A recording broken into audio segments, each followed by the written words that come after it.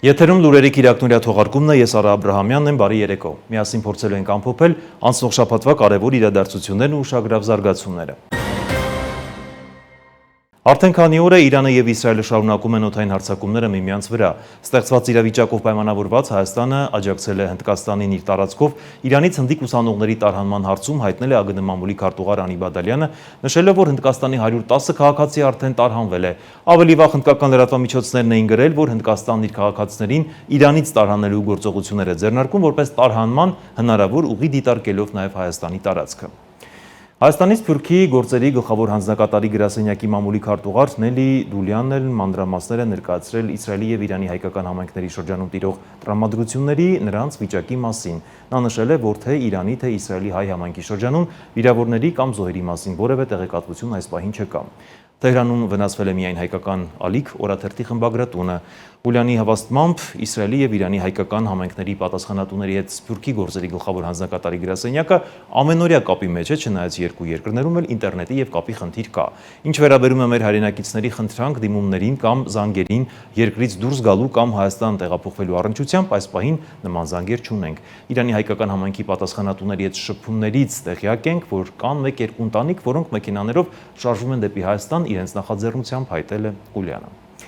Իսրայել-ադրբեջանական տարածքները նշել է որպես հայկական, Իսրայելի բանակը 2 անգամ հրապարակել է իրանական հրթիռների գործողության շարավիղի քարտեզը, որի վրա Ղարաբաղի և Նախիջևանը նշված են որպես Հայաստանի մաս։ Առաջին քարտեզի նկատողություններից հետո բանակի միջազգային մամուլի ծառայության խոսնակը հայտնել է, որ քարտեզը թարմացվել է, օրինակ Քաշմիրը այժմ նշված է որպես Հնդկաստանի մաս, սակայն երկու քարտեզների վրա էլ ադրբեջանական տարածքները շարունակում են նշվել որպես հայկական, ինչը ադրբեջանական սոցիալական ցանցերում բուռն արձագանք է վեճեր է հարուցել։ Սա կարող է թվալ տեխնիկական սխալ, սակայն նման սխալները միջազգային հարաբերությունների դաշտում հաճախ ունենում են բարձր քաղաքական գին։ Քարտեզներ հրապարակելու դեպքում հատկապես պետական կառույցների կողմից յուրաքանչյուր գծի և անվան հետևում ընկած նշանակություն ունի դիվանագիտական կշիռ և սխալը կարող է դիտվել ոչ թե որպես տեխնիկական վրիպակ, այլ քաղաքական ժեստ։ Թե ինչպես կարձագանքի Բաքուն այսպես կոչված վրիպակին, ժամանակը ցույց կտա։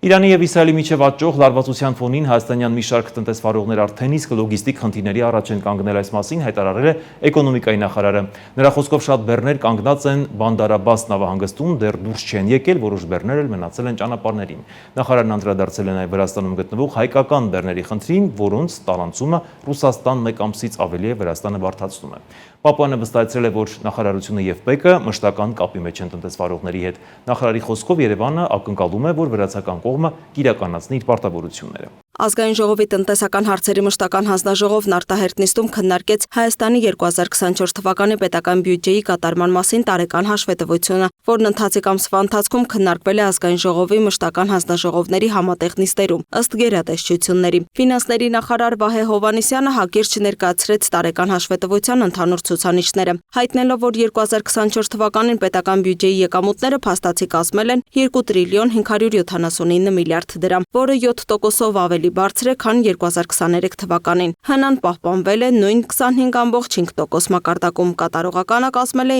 95.8%։ Ծախսերը կազմել են 2 տրիլիոն 955 միլիարդ դրամ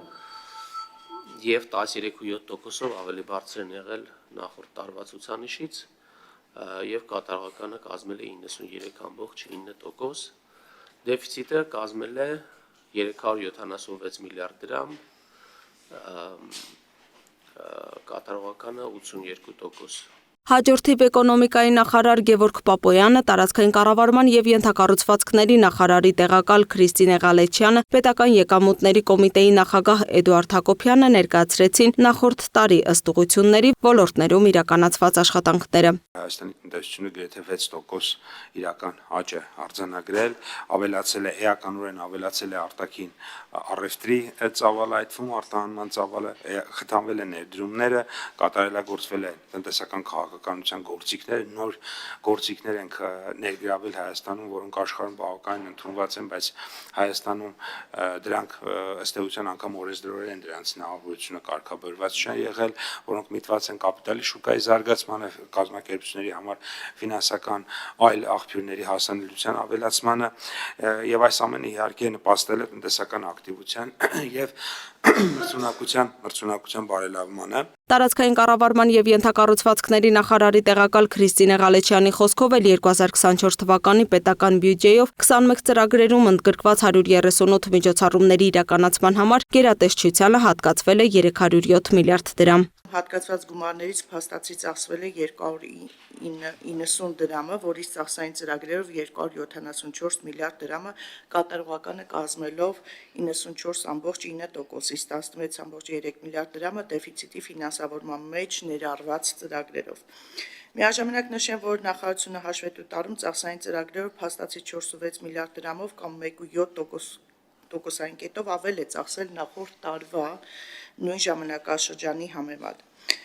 Հարկ է նշել, որ հաշվետու տարվա փաստացի ծախսված գումարներից 118 միլիարդ դրամը կամ 43%-ը կազմել են կապիտալ բնույթի ծախսերը։ Ըստ տարածքային կառավարման եւ ենթակառուցվածքների նախարարի տեղակալի ամենահաջողվածը էներգոարդյունավետության ծրագիրն է, որի փաստացի ծախսը կազմել է 4 միլիարդ դրամ։ Նախորդ տարվա համեմատ էներգոարդյունավետության ծրագրի ծախսերն աճել են 41 անգամ կամ 3 միլիարդ դրամով։ Ծրագրի հիմնական մասը 3.3 միլիարդ դրամը կազմել է բնակարանների եւ անհատական բնակելի տների էներգոարդյունավետ վերանորոգման աշխատանքների իրականացման համար պետական աջակցությունը, ընդհանուր առմամբ այս ծրագրի ներքո սուբսիդավորից օգտվել է 23254 շահառու։ Պետական եկամուտների կոմիտեի նախագահ Էդուարդ Հակոբյանն էլ ներկայացնելով իր զեկույցը նշեց, որ հարկային եկամուտների առումով արձանագրվել է 5.1% աճ կամ 117 միլիարդ դրամ։ Հարկային մարմինների մասով հավաքագրումները 11.2% աճ ունեն, մաքսային մասով 14.7% անկում։ Սա արդեն միանգամից բացահայտում է, որի մասին ես նաև խոսեցի համատեղ նիստում, որ ներմուծման մասում է մեր հիմնական խնդիրը եղել եւ մասնավորապես օբյեկտիվորեն ավտոմեքենաների ներմուծման նվազման հետ է ուղիղ կապ ունեցել, բայց նաեւ ծխախոտի ներմուծման նվազման հետ։ Իհարկե որոշ այլ գործոններ կան, որի մասին եթե հարցեր ունենք, բարձրաբանամ եւս մեկ անգամ, հատկապես հարկերը նայի փոփոխության տեսանկյունից։ Հարկ վճարողներին 24 թվականին 392 միլիարդ գումար է վերադարձվել, որը ավել է նախորդ տարվանից 29 միլիարդով կամ 8.1%-ով։ Նրա մի քանի ասպեկտով հնչեցնեմ նաև այն արդյունքները, որոնց մասին խոսել ենք։ Այս իմ հնչեցած թվերը հատկապես հարկային մասով հավաքագրումների հուշում են, որ մեր հավաքագրումները տնտեսության զարգացումներին համահունչ են եղել։ Պետական եկամուտների կոմիտեի նախագահը տեղեկացրեց, որ 30-ից 40 միլիարդ դրամի չափով ստվերից դուրս բերված եկամուտներ կան։ Վարչարության բոլոր գործիքներով բացահայտումները մոտ 183 միլիարդ դրամի են եղել 2024 թվականին, որի մեջ կա եւ ստվեր, կա նաեւ հաշվետվության ճշտումներ, կան նաեւ ակտեր, մոտ 49-ից 50 միլիարդ դրամի մասին է խոսքը լրացուցիչ։ Սա եւս մեկ անգամ հուշում է, որ այն նշածս թիվը 30-ից 40 միլիարդ ստվերից դուրս բերված եկամուտների ուղենիշ է նաեւ սա իրենից ներկայացնում եւ այս ցուցանիշը նույնպես, ասենք, մոտ 37%-ով աճել է նախորդ տարվա նկատմամբ, ինչը էապես նույնիսկ առաջանցիկ է հարկերի մուտքերի նկատմամբ։ Հայաստանի 2024 թվականի պետական բյուջեի կատարման տարեկան հաշվետվությունն արժանացավ Ազգային ժողովի տնտեսական հարցերի մշտական հանձնաժողովի դրական եզրակացությանը։ Ֆինանսների նախարարը եւս անդրադարձել է Իրано-իսրայելական հակամարտության հնարավոր ազդեցությանը Հայաստանի տնտեսության վրա։ Գերատեսչության ղեկավարը նշել է, որ մեր բյուջետային փաստաթղթերում դիտարկում եւ գնահատում են նաեւ ռիսկային բոլոր հնարավոր սցենարները, սակայն դեռ չեն շտապում եզրակացություններ անել։ Հայաստանը իրան սահմանի հետ կապված որևէ խնդիր չկա այս պահին, ասուլիսի ժամանակ հայտարարեց ֆինանսների նախարար Վահե Հովհաննիսյանը, անդրադառնալով Իրան-Իսրայել հակամարտության պատճառով հյուսիս-հարավ ճանապարհի շինարարության ընթացքի հնարավոր խափանումներին։ Ավելի շատ երևի տկեն գործընկերներն են ակտիվ կապի մեջ կապալառուների հետ։ Իմ տպավորությամբ ես էլ ճիշտ ասած պատերազմը հենց որ այս կոնֆլիկտը սրվեց առաջի բանը, որ մտածում էի հյուսիս-հարավի մեջ շինարարական աշխատանքներն էր։ Իմ տպավորությունը նա է, որ չպետք է որ դուժի, որովհետև հիմա դեռ հողային աշխատանքներ են իրականացվում, շատ բան չկա ներմուծելու Իրանից, թեև Հայաստանի սահմանի հետ կապված որևէ խնդիր այս պահին չկա, ամեն ինչ նորմալ աշխատում է։ Ըստ Վահե Հովհաննիսյանի, Իրան-Իսրայել հակամարտության Հայաստանի Հանրապետության տնտեսության վրա հնարավոր ազդեցությամբ պայմանավորված տարբեր սցենարներ են ներկայացվում բյուջետային փաստաթղթի մեջ։ Այդ ռիսկային սցենարի ազդեցությունը նույնպես գնահատվում է։ Ռիսկային սցենարներից մեկի դեպքում, օրինակ, տնտեսական աճը 5.1-ի փոխարեն կարող է լինել 1.3%։ կան երևույթներ, որոնք բացասաբար կարող են ազդել մեզ վրա, կան երևույթներ, որոնք կարող են դրական ազդել մեզ վրա, եւ դա շատ բան կախված է այդ սրացման աստիճանից եւ կախված է դրա տևողությունից։ Ես ուզում եմ ուղղակի հիշեցնեմ, որ երբ ռուս-ուկրաինական պատերազմը սկսվեց 2022 թվականին, մենք ելնելով 14 թվականի մեր փորձից միանգամից սկսեցինք նայել վատթարացման սցենարներ, բայց իրական կյանքը եղավ մի փոքր ոչ այդպես բարեբախտաբար եւ մենք ունեցանք ավելի դրական զարգացումներ դրա հետևանքով։ Հիմա էլ մենք չենք շտապում եզրակացություններ անել, մեր անելիքները մնում են նույնը։ Նախարարի խոսքով Իրան-Իսրայել հակամարտությունն առաջին հերթին կարող է ազդել մատակարարումների ոլորտի վրա, որովհետև Հայաստանի Հանրապետության տնտեսության լոգիստիկայի մի մասը կապված է նաև Իրանի հետ։ Այն կարող են խաթարվել, որի հետևանքով կլինեն ձգձգումներ, թանկացումներ։ Իրավիճակը այնպես սրվի, որ այսքան միջազգային օրինակ ներդրողները Հայաստանը նույնպես սկսեն համարել ռիսկային միջավայր ներդրումներ կատարելու, դա արդեն կարող է ազդի տոկոսադրույքի վրա եւ այլն, այսինքն բազմաթիվ են այդ գործոնները, որոնք կարող են ազդել դրա համար,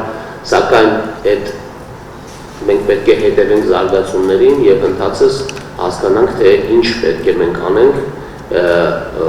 եթե կարող ենք անել որոշ բաներ, որոնք կմեղմեն այդ ազդեցությունները։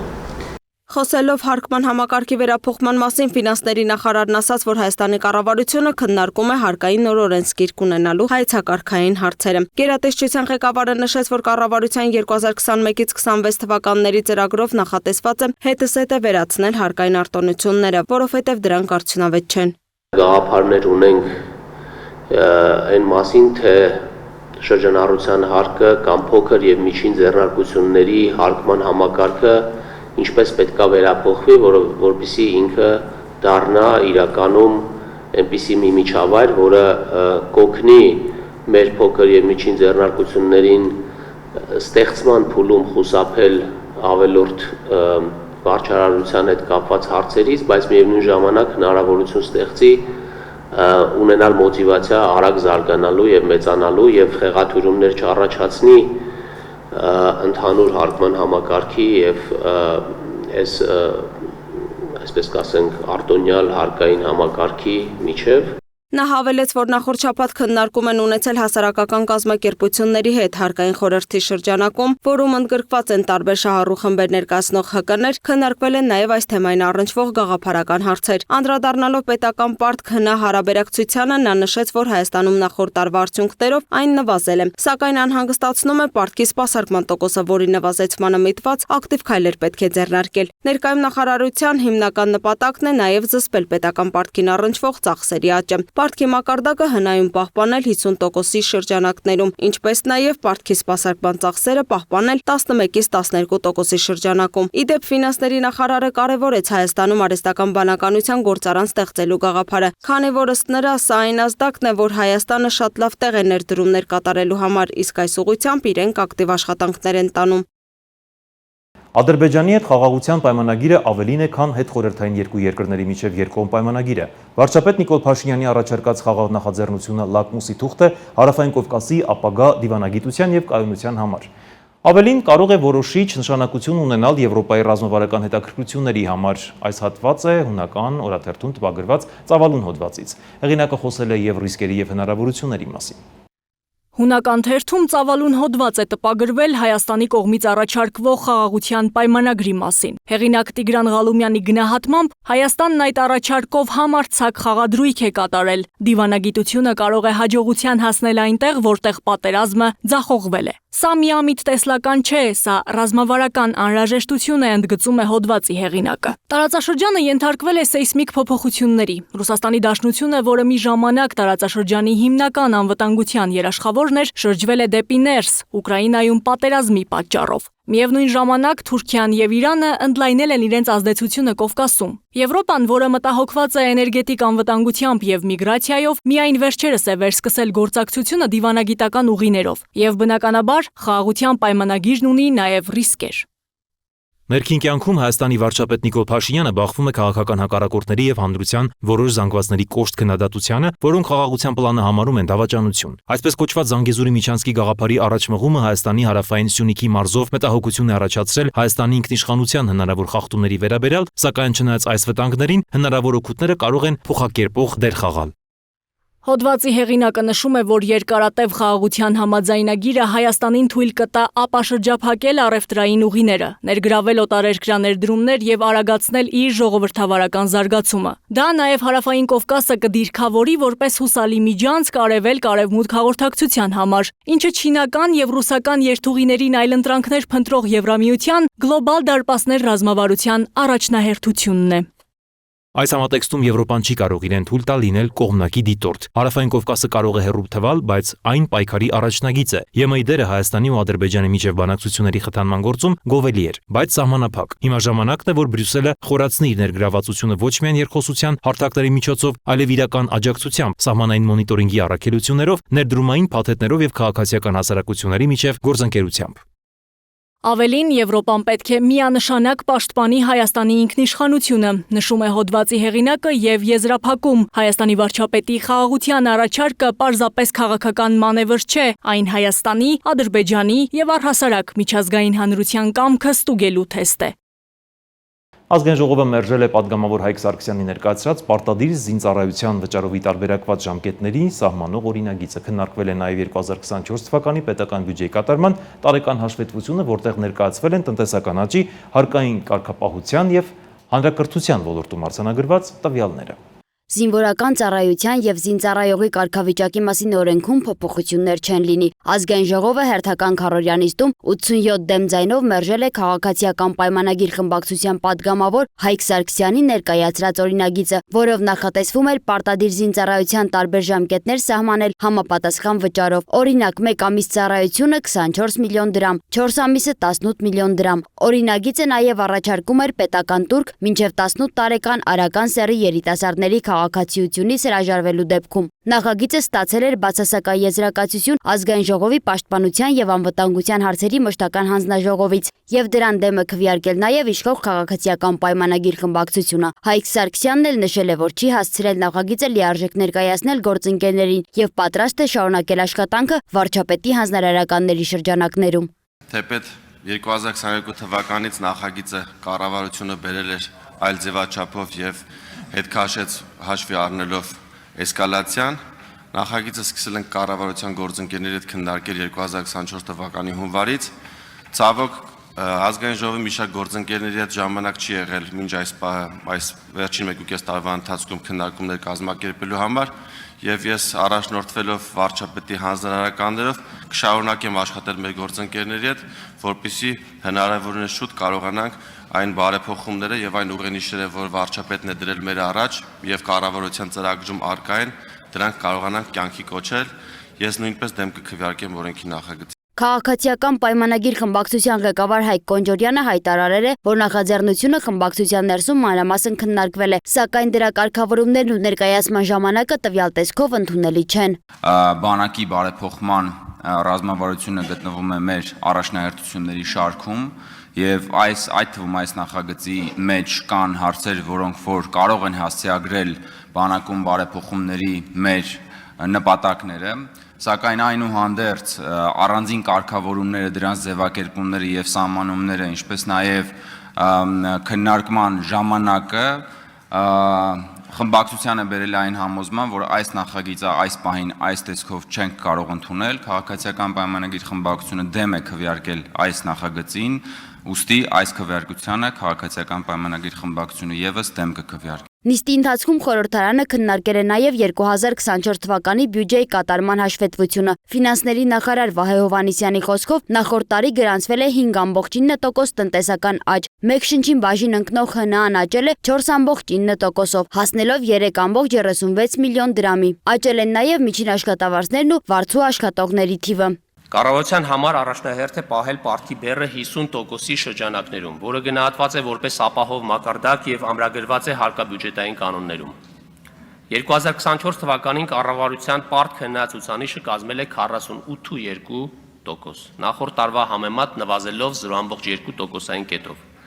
Դա հնարավոր է դարձել պետական բյուջեի պակասուրդը չափավոր մակարդակում պահպանելու, ինչպես նաև մակրոտնտեսական կայուն միջավայր ձևավորելու շնորհիվ։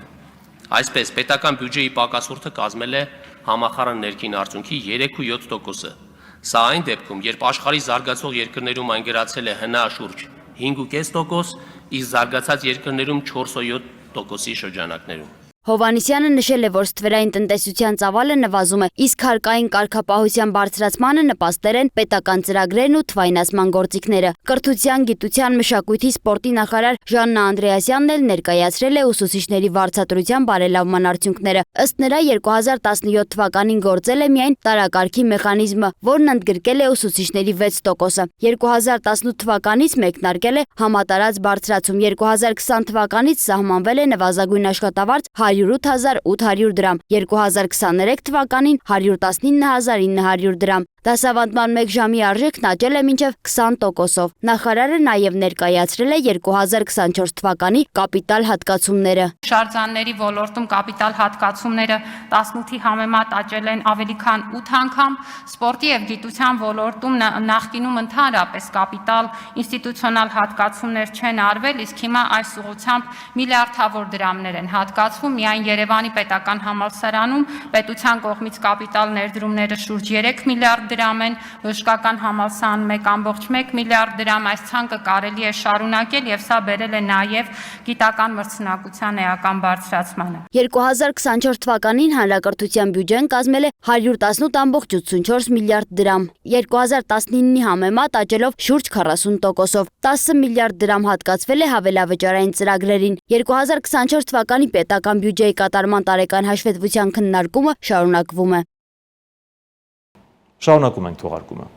2025 թվականի օգոստոսի 1-ից հանրային տրանսպորտում կդադարեցվի QR կոդով թղթային ուղևտոմսերի կիրառությունը։ Քաղաքապետ Տիգրան Ավենյանի խոսքով այս որոշումը պայմանավորված է ուղևորցի թերհավաքագրման խնդիրներով։ Նոր կարգավորումը նպատակ ունի ապահովելու վճարումների ավելի հստակ վերահսկողություն եւ ամբողջական անցում կատարելու թվայնացման համակարգի, որը կնպաստի տրանսպորտային ոլորտում ֆինանսական հոսքերի թափանցիկությանը։ Երևանի քաղաքապետարանում հունիսի 16-ին տեղի ունեցած գործակարգավարական խորհրդակցության ժամանակ անդրադարձ է կատարվել մայրաքաղաքի հասարակական տրանսպորտի համակարգում առկա խնդիրների եւ բարելավման ուղղությամբ իրականացվող քայլերին։ Երևան ավտոբուս ընկերության տնօրեն Բեգլար Կիրակոսյանը տեղեկացրել է, որ 87 միավոր մանմակնիշի ավտոբուսներից 10-ի մոտ արձանագրվել են տեխնիկական անսարքություններ։ Նրա խոսքով խնդիրները պայմանավորված են պահեստամասերի մատակարարման խափանումներով, նաեւ տեխնիկական որոշ թերություններով։ Երևանի քաղաքապետ Տիգրան Ավենյանը դժգոհություն է հայտնել ստեղծված իրավիճակից, նշելով, որ անսարքությունների տոկոսային ցուցանիշը բարձր է։ Վերջին 6 ամիսն է, եթե այս տեմպով էլի շարունակվի, այդ ընկերության հետ էլ չենք կարողանա ուղղակի շարունակել մեր համագործակցությունը, սա վերջնական եւ հստակ փոխանցեք։ Խորհրդակցության ընթացքում ներկայացվել են նաև տրանսպորտային համակարգի վերջին մեկ շաբաթվա վավերացումների տվյալները։ Ըստ պաշտոնական վիճակագրության տրոլեյբուսներում գրանցվել է մոտ 88,000 վավերացում, մետրոպոլիտենում 489,000, իսկ ավտոբուսներում մինչև 1,813,000։ Բացասական տարբերությունը կազմել է մոտ 87,000։ Քաղաքապետ Տիգրան Ավենյանն արձագանքելով տվյալներին ընդգծել է, որ թղթային ձևաչափով QR կոդերի կիրառումը պետք է վերացվի այս ամառվա ընթացքում։ Թղթային տարբերակով QR կոդերի, այսպես ասած, վերացումը պետք է ապահովենք այս ամառվա ընթացքում, հետևաբար թելսելի մեր գործընկերների հետ հասկացեք, որ ամսվանից սկսած, ամենայն հավանականությամբ երևի օգոստոսի 1-ից սկսած, թղթային տարբերակով այլևս չպետք է գործի QR-ները։ Խնդիրներից մեկը մեր նաև դա է։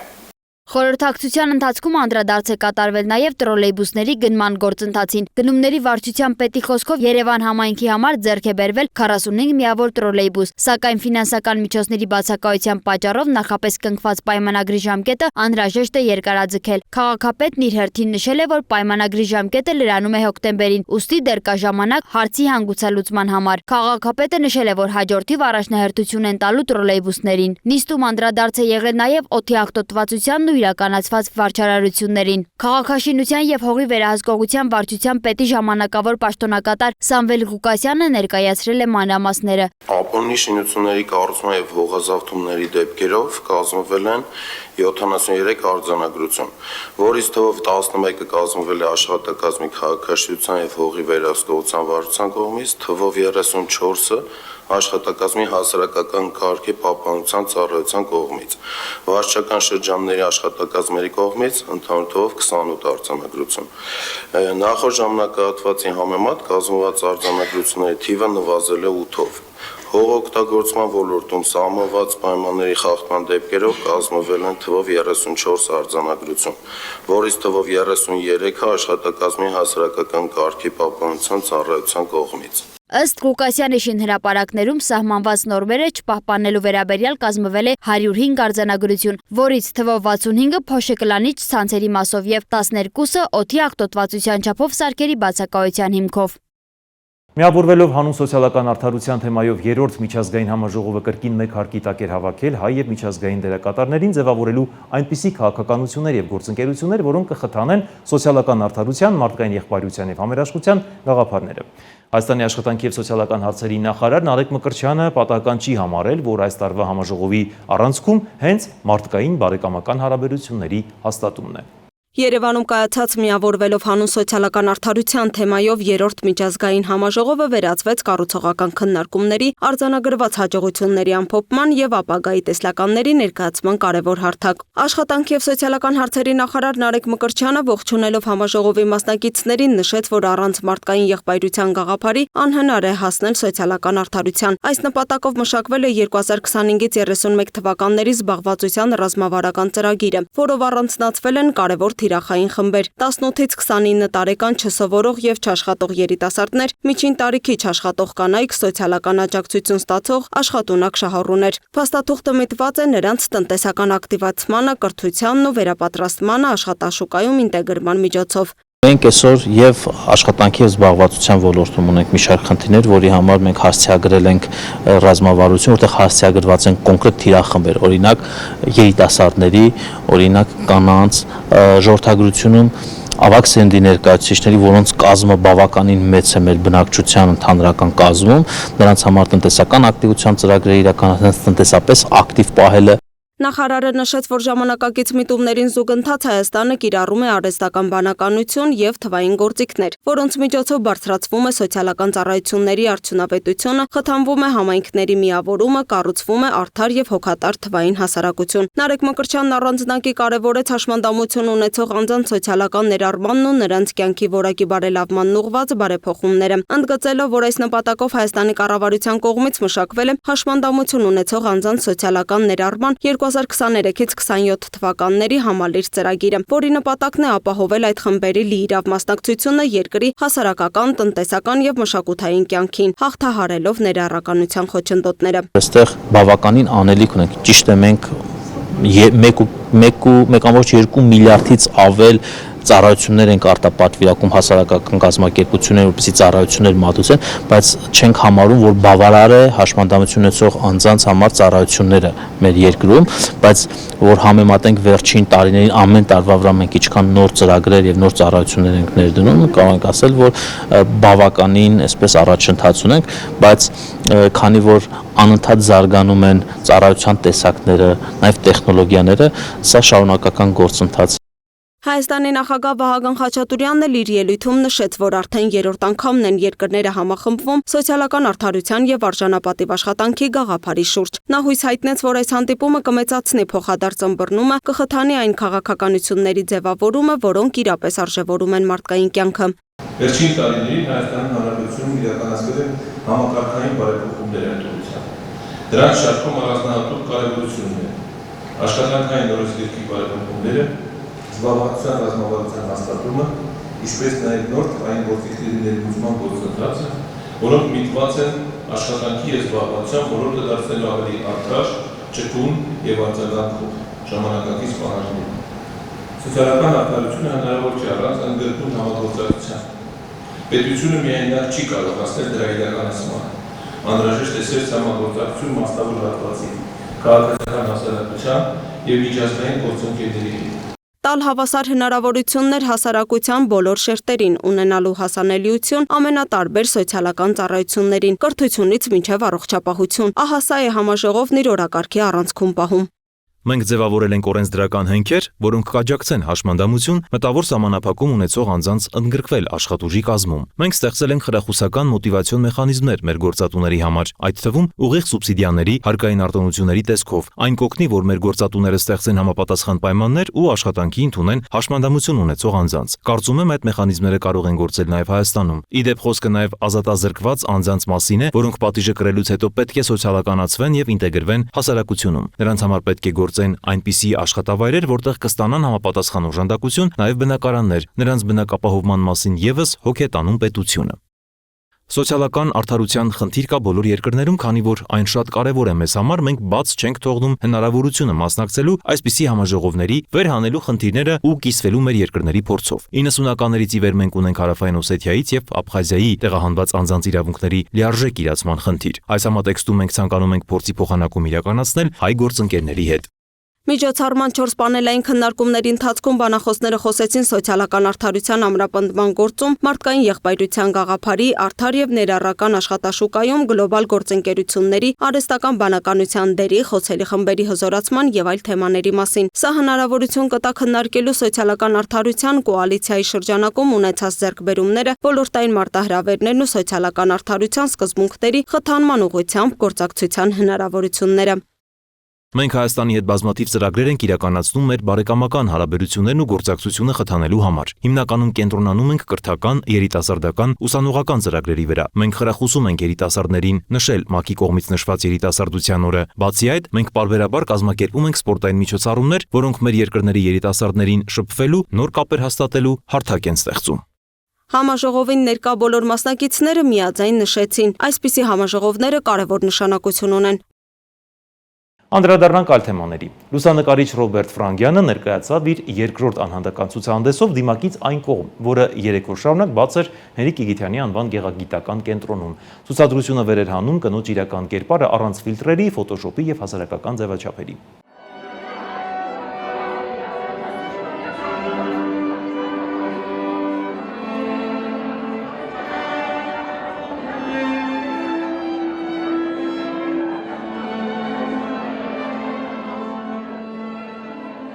Լուսանկարիչ Ռոբերտ Ֆրանգյանի երկրորդ անհատական ցուցահանդեսը դիմակից այն կողմ բացել է իր դռները Հենրիկ Իգիթյանի անվան գեղագիտական կենտրոնում։ Այս յուրահատուկ շարքը վեր է հանում մարդու ճշմարիտ էությունը առանց շպարի, ֆիլտրերի ու ֆոտոշոփի։ Ցուցադրության առանցքում կինն է ոչ իբրև գեղագիտական օբյեկտ, այլ որպես ապրող էություն։ Ցուցահանդեսի հեղինակ Ռոբերտ Ֆրանգյանը պատմում է. գաղափարը հասունացել է երկար ժամանակ։ Beyond the mask, այսինքն դիմակից այն կողմ, առանց ֆոտոշոփի, առանց ֆիլտրերի, բնական դեմք, այսինքն մարդը պետք է տեսնի իրեն ոնց կա եւ միշտ մտածի, որ տենց ավելի գեղեցիկ է իմ կարծիքով։ Հաղորդավար լուրերի մեկնաբան Ֆրանգյանի հին ընկեր Արա Աբրահամյանը ընդգծում է լուսանկարչի մասնագիտական հասունությունը։ Երևի 1 տասնյակ եւ ավելի ժամանակ միասին աշխատել ենք, երբ առաջին անգամ ես նրան տեսա, տաղավարում ես լուրեր էի վարում, եկել հանկարծակի հայտնվեց երկրորդ կուրսի ուսանող Գանգուր Մազերով մի երիտասարդ, որը առաջին քայլն էր անում, ու այդպես սկսվեց մեր ընկերությունը ու շատ արագ ինքը սովորեց այս ամեն ինչը, շատ արագ դարձավ ծելեի մարդ, հա, այսպես ասեմ, հեռուստատեսային լեզվով, հեռուստատեսության մարդ, ու ինձ իր մեջ ինչն է ամենաշատը կարևոր, որպես եւ մարդկային հատկանիշ եւ պրոֆեսիոնալ դիտարկում, որ ցանկություն ուներ անդադար սովորելու։ Երբեք որևէ բանով չէր սահմանափակվում եւ որևէ տեղ չէր ասում, դե սա իմ մասով չի, ամեն տեղ նա ասում էր ես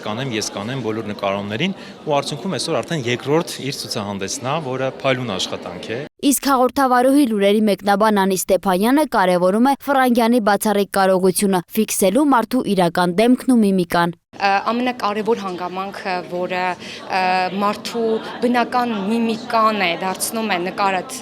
նույնպես բնական, Ռոբը կարողանում է որսալ։ Ես չեմ կարող ասել ինչպես է որսում, ինչպես է կարողանում գտնել քեզ, որովհետև մենք կարող ենք լուսանկարվել 1000 լուսանկար, բայց Ռոբը չեմ կարող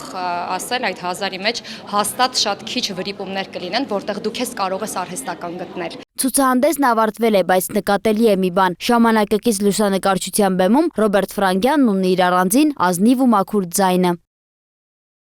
Այսպիսին էր անցնող շաբաթը, հետևեք Free News-ի լրատվությանը, առողջ եղեք։